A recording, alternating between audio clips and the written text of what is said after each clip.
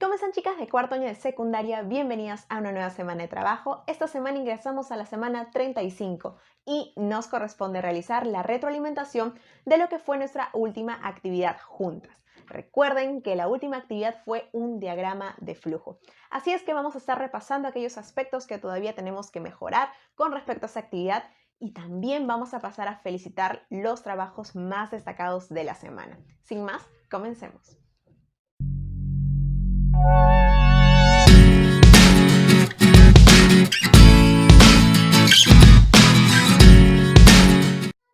Muy bien, chicas, y tal como se los indiqué en la introducción, en este momento de retroalimentación lo que hacemos es verificar qué aspectos podemos continuar mejorando con respecto a la última actividad que se encomendó, que en este caso, como ya saben, es un diagrama de flujo, ¿ok?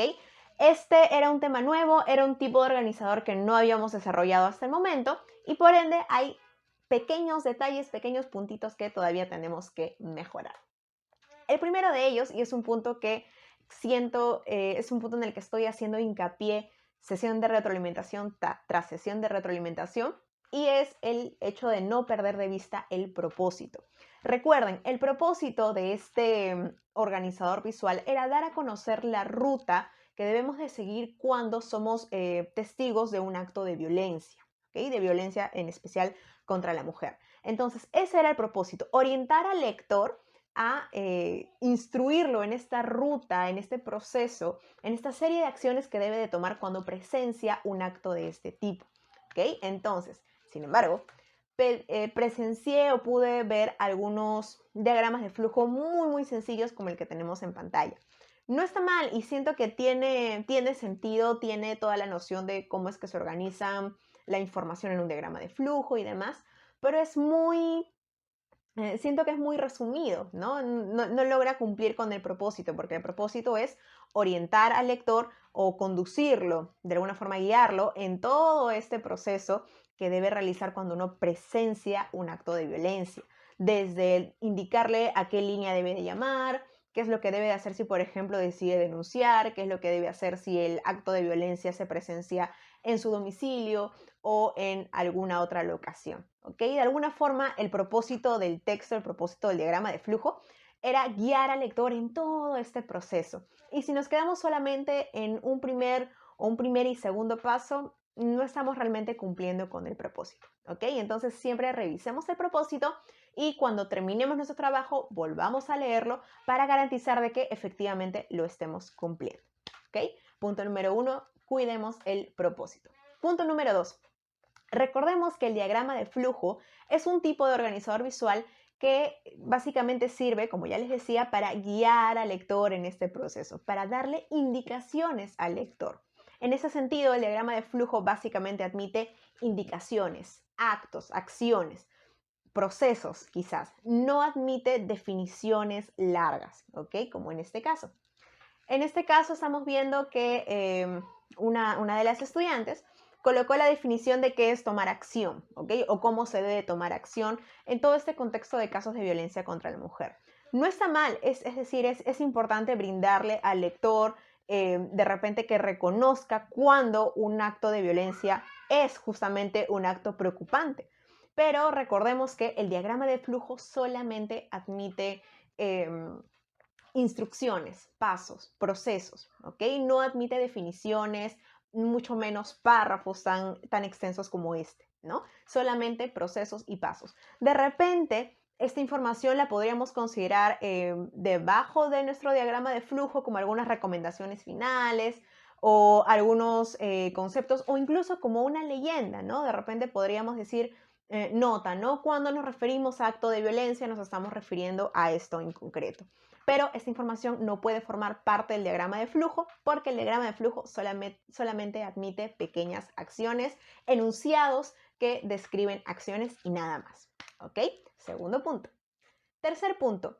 Emplea una secuencia ordenada y coherente. ¿Sí? Como les dije, el diagrama de flujo nos sirve mucho para visualmente poder ver la secuencia de acciones que debemos de seguir. Pero esta secuencia debe de ser siempre ordenada y coherente. El paso 1 obviamente va primero, el paso 2 va segundo, el paso 3 Y como les había dicho en la sesión anterior, lo interesante del diagrama de flujo es que no solamente podemos ver los pasos a seguir, sino también las consecuencias de estos actos, ¿ok? Llegamos a un punto en el diagrama de flujo en el que si si tenías que tomar una acción, esa acción tenía dos posibles consecuencias, ¿ok? O habían dos pasos a los que podías ir si es que tomabas esta determinada acción. Entonces, toda esta información tiene que ser ordenada de forma coherente. ¿Para qué? Para cumplir con el propósito. El propósito es guiar al lector en todo este proceso. Y si es que le damos las acciones de forma desordenada, realmente lo que estamos consiguiendo es desorientarlo en lugar de orientarlo, ¿ok? Por ejemplo, ese es un trabajo escrito a mano, ¿no? Pero aquí vemos una figura geométrica, un rombo. Recuerden que el rombo servía para esos enunciados a partir de los cuales tú ibas a tomar dos caminos diferentes, ¿no? ¿Se acuerdan? En el rombo colocábamos esa acción que nos llevaba a dos caminos diferentes, el del sí y el del no. Sin embargo, aquí tenemos un ejemplo de un enunciado, ¿no? Que admite dos sís. Admite un sí de este lado y aquí debería ir un no, pero aquí admite nuevamente un sí y este sí tiene otro sí. ¿Ok? Entonces, aquí estamos infringiendo varios aspectos, ¿no? Primero, las figuras geométricas ya no estarían siendo coherentes, la información que se compete tampoco es coherente, la secuencia no está bien organizada, ¿sí? Entonces, esto es muy importante, sobre todo cuando estamos haciendo diagramas de flujo que tienen cierto corte social, como el que estamos haciendo ahora. Este diagrama de flujo debería ayudar a una persona que está en una situación de emergencia. Entonces es muy importante que la información esté expresada de forma clara y ordenada, ¿sí? Siguiente punto. El siguiente punto tiene que ver con elegir las figuras geométricas apropiadas. Recuerden que cada figura geométrica tenía una función en específico. La figura geométrica del elipse era cuando comenzábamos y terminábamos nuestro diagrama de flujo.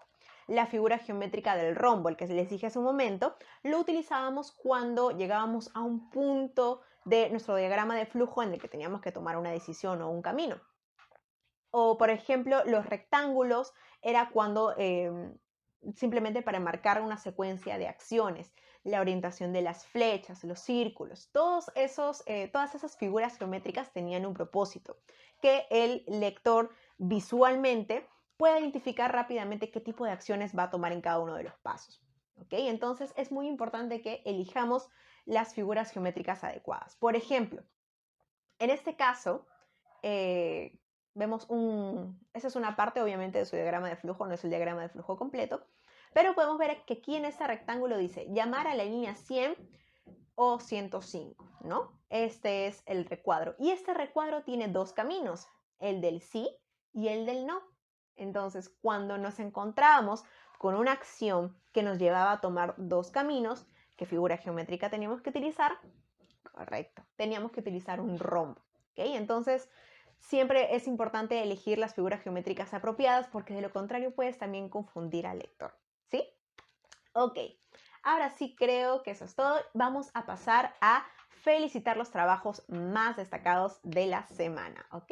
Son trabajos que siento se acercaron más al propósito y cumplieron con los requisitos que les estuve colocando en la guía de evaluación. Básicamente, a ver, lo que les dije hace un momento, ¿no? Tener una secuencia ordenada, haber elegido apropiadamente las figuras geométricas, obviamente tener información verídica, porque he visto por ahí algunos trabajitos que siento que la información que colocaron no parte de una investigación, sino simplemente de lo que ustedes piensan que se debe de hacer.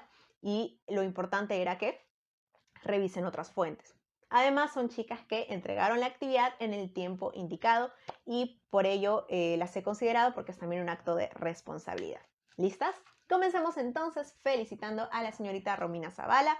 Muy bien, Romina. Lo que me gustó de su trabajo es que además de utilizar apropiadamente las figuras geométricas, incorporó colores diferentes que marcan también una secuencia. Miren, por ejemplo, ahí, los elipses están en rojo. Entonces, el lector fácilmente puede ver dónde comienza el diagrama de flujo y dónde termina. Los rombos, que son estas acciones que nos llevan a dos caminos diferentes, están en amarillo. ¿Ok? Los documentos, por ejemplo, están en color celeste, ¿sí? Entonces, toda esta ayuda visual guía muy bien o ayuda, valga la redundancia, a guiar al lector en todo este proceso, ¿sí? Muy bien, Romina, excelente trabajo. Felicito a la señorita Natalia Alejandro. Me gustó mucho el trabajo de Natalia porque fue muy ordenado y coherente, ¿sí? Me gustó mucho. Uno visualmente puede, no se siente desordenado, ¿no? Se siente bastante bien organizado, una secuencia correcta que siento cumple su propósito. Muy bien, Natalia. Felicitamos a la señorita Thais Reynoso. Thais, como vemos, su trabajo no es demasiado extenso, pero siento que sintetiza muy bien las acciones que debemos tomar cuando estamos presenciando un acto de violencia contra la mujer. Así es que por eso me gustó mucho ese trabajo. Además que siento que está muy bien estructurado y no tiene errores ortográficos. Fue lo que me gustó mucho. Muy bien, Thais. Continuamos con la señorita Elizabeth Neira. Elizabeth, también me gustó mucho su actividad. Nuevamente, el cómo incorporan los colores es importante porque en este caso, por ejemplo, siento que los colores no solamente nos ayudan a ver qué tipo de acciones vamos a realizar, sino también de alguna forma nos ayudan a identificar los procesos.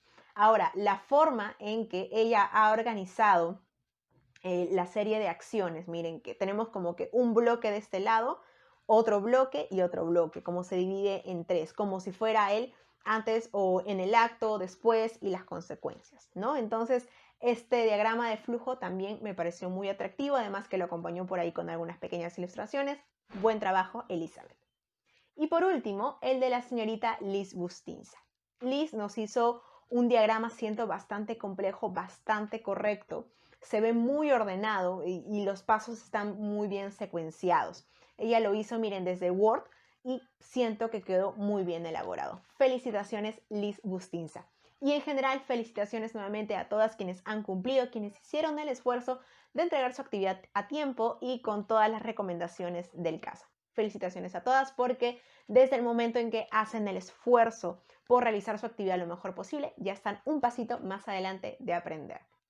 Así es que chicas, eso es todo con lo que respecta a la retroalimentación. Voy a ampliar pantalla para recomendaciones finales y algunas indicaciones con respecto al trabajo de esta semana. Muy bien chicas, y ya para finalizar solamente les quiero recordar la lectura de esta semana. Esta semana estamos leyendo un cuento que es Colorete de Osvaldo Reynoso, es un autor peruano muy conocido y espero que estén a este punto leyendo la lectura que les dejé por WhatsApp y lo podamos compartir todas el día lunes en nuestro momento sincrónico por WhatsApp. Por la plataforma YouTube me estoy despidiendo hasta la próxima semana, no sin antes desearles lo mejor y nuevamente felicitarlas por todo el esfuerzo que están poniendo. Ya falta muy poquito para terminar el año y realmente siento que los progresos que ustedes han venido haciendo a lo largo de todo este periodo han sido realmente muy favorecedores. Las felicito por eso y las animo a continuar esforzándose de esta manera. Cuídense mucho chicas, nos vemos.